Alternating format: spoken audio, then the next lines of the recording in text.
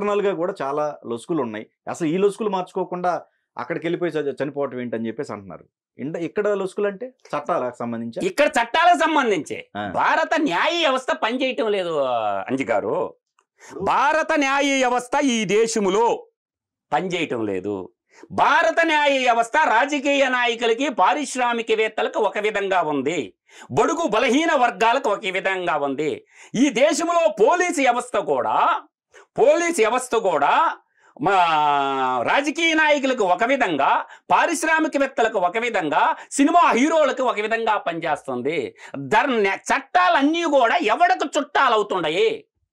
ఇది కదా నేను అంటుండే పాయింట్. కానీ ఇక్కడ ఒకటి మధు గారు, ఆ సిచ్యువేషన్ వచ్చినప్పుడు ప్రతి ఒక్క భారతీయులు మన ఉనికి ప్రశ్నార్థకమైనప్పుడు ప్రతి ఒక్కళ్ళం ముందడికి వేస్తాం. ఒక్కడు రాడంటుండ కదా, స్టాలిన్ కొడుకుని రమ్మంటున్నాం, నేను రెడీ.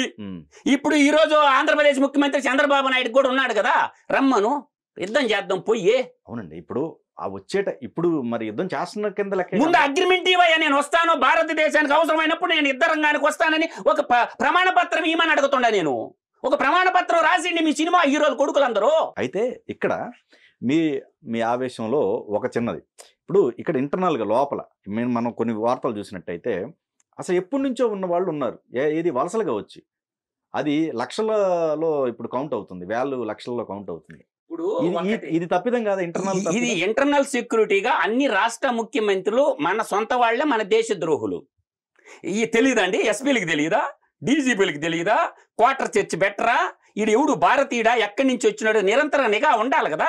స్థానికంగా మండలానికి ఒక పోలీస్ స్టేషన్ ఉంటది కదా. ఏమండి, ఇప్పుడు కమ్యూనిటీ ఇప్పుడు అతను ముస్లిము ఇతను ముస్లిము అట్లా జరుగుతున్న దీంట్లో తప్పు. ఎందుకంటే శ్రమ దోపిడి, వాళ్ళు ఏదో వచ్చారు, వాళ్ళ చేత ఫ్రీగా చేపించుకుందాం, సస్తే సస్తాడు, బతికితే బతుకుతాడు, వాడి చేత శ్రమ దోపిడి. కమ్యూనిటీ గురించి కాదు ఇది జరుగుతున్నది అన్నమాట.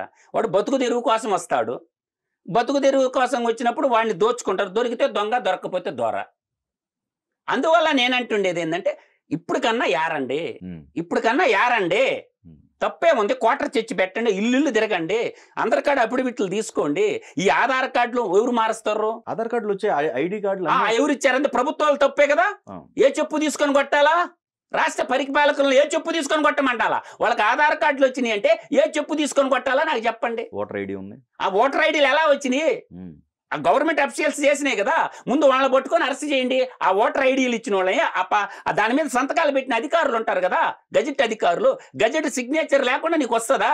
ఆ గజెటెడ్ ఆఫీసర్ని అరెస్ట్ చేయండి దేశద్రోహం కింద. ఎవరు కాదన్నారు మిమ్మల్ని? ఆ సంతకాలు పెట్టిన ఆఫీసర్లకు తెలియకుండా సంతకాలు పెట్టినారా? మనోళ్ళ ఇంటి గుట్టు లంకకి చేయటన్నట్టు భారతీయులై ఉండి మనమే దేశద్రోహానికి పాల్పడినప్పుడు వాడు తీసుకున్నాడు, పెట్టాడు, ఎదవే సంతకం పెట్టినాడు, ఎట్ట పెట్టినాడు, ఎంక్వైరీ లేకుండా, గజెటెడ్ ఆఫీసర్ సంతకం లేకుండా వస్తాయి ఇవన్నీ. ఆ గజెటెడ్ ఆఫీసర్ దాని మీద సంతకం పెట్టినోడిని ఇమీడియట్ గా దేశద్రోహం కింద అరెస్ట్ చేసి కాల్చిపారేయండి. ఎవడైతేనేంటి, చేయాల్సిన పనులు ఏం చేయరు. మతవాదం ఉండాలా, కులవాదం ఉండాలా, రాజ్యాధికారం ఉండాలి. ఇదే కదా కాన్సెప్టు.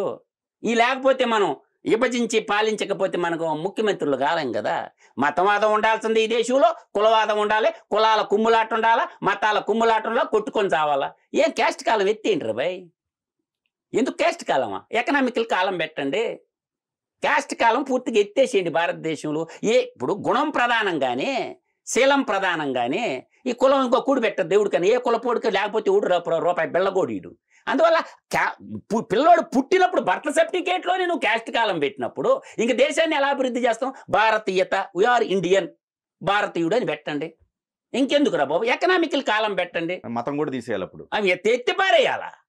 మతం అనేది ఇళ్లల్లో ఉండాలా, మానవత్వం అనేది బయట ఉండాలా. మతం అనేది ఏం చేస్తా లేదు. భారతదేశాన్ని హిందూ మతంగా హిందూ దేశంగా ప్రకటించండి. వాళ్ళు ఇస్లామిక్ దేశంగా ప్రకటించారు కదా పాకిస్తాన్ని, మీరు ప్రకటించండి హిందూ దేశంగా. ఇప్పుడు ఉంది కదండి హిందుస్థాన్ అంటున్నాగా, అందువల్ల హిందూ దేశంగా ప్రకటించండి, డిక్లేర్ చేసేయండి. ఓకే, అప్పుడు తెలుస్తుంది భారతదేశంలో చాలా మంది ఉన్నారు కదా భయ, వస్తారు కదా సోకాల్డ్ మొత్తం పెద్దలందరూ వస్తారు కదా. ఓహో, మీరు అనేది సెక్యులర్ భావజాలానికి వ్యతిరేక మాట. ఇప్పుడు సెక్యులరిజం గురించి అసలు తెలియదండి ఎవరికి. సెక్యులరిజం అంటేనే రెండు లైన్లండి. మతరహిత కులరహిత రాజ్యం అంతే నా దృష్టిలో సెక్యులరిజం. మతం ఉండదు, కులం ఉండదు, మనం భారతీయులం, సింగిల్ లైన్ అంటే సెక్యులరిజం అంటే అది. కానీ ఆ ముసుగుని అడ్డం పెట్టుకొని ఆదివారం వస్తే పాస్టర్ల ప్రసంగాలు చూసామా, రెచ్చగొట్టే ప్రసంగాలు. వాడు చెప్పుకోడు, పక్క వాళ్ళ మీద రెచ్చగొట్టి మాటలు మాడతారు. అవి రికార్డు చేసి మార్కెట్లో వదులుతారు. పౌరుషాలు వచ్చి కొట్టుకుంటారు. అన్రెస్ట్. అర్థమవుతుంది? వాడు డాక్టర్ అయిపోతాడు, పాస్టర్ డాక్టర్ అంటాడు. అంటే అన్ని సంఘాల్లో, మసీదుల్లో కానీ చాలా మంది ఉన్నారు కదా, అరిచేతిలో గీతలు చూస్తే తెల్లరకల్లా బంగారం వచ్చేస్తుంది నీకు అంటారు. ఈ పూజ చేస్తే నీకున్న అప్పులన్నీ పోతాయి అంటారు. ఆ పూజ లేదు, అన్నీ చేస్తే భారతదేశం అప్పులు పోతాడు. చేయండి. అంటే మూఢత్వం, మౌఢ్యం, మత మౌఢ్యం అంటారు. నేను దేవుణ్ణి నమ్ముతా. ఎలా నమ్ముతాను? పచ్చిగా నమ్ముతా భగవంతుడిని. ఎలా నమ్ముతాను? నేను హిందువునే. ఎందుకు నమ్ముతానో తెలుసా? నాకు కనిపించేటువంటి తాగే నీళ్లు నాకు దైవంతో సమానం. నేల నాకు భూదేవి తల్లి నాకు ఆహారం ఇస్తుంది, దైవంతో సమానం. గాలి నాకు దైవంతో సమానం. చెట్లు ప్రకృతి నాకు దైవంతో సమానం. ఎలుగునిస్తున్న శక్తి ఇస్తున్నటువంటి సూర్యుడు నాకు దైవంతో సమానం. నా ఏడుంటాడు దేవుడు అంటే నాకు నడవదు, నేను ఒప్పుకోను. అదే పంచభూతాలు మీరనేది. భగవంతుడు సర్వాంతర్యామి. ప్రతి అణువులో ప్రతి కణంలో భగవంతుడిని చూస్తాను నేను. ప్రతి మనిషిలో దేవుణ్ణి చూస్తాను నేను.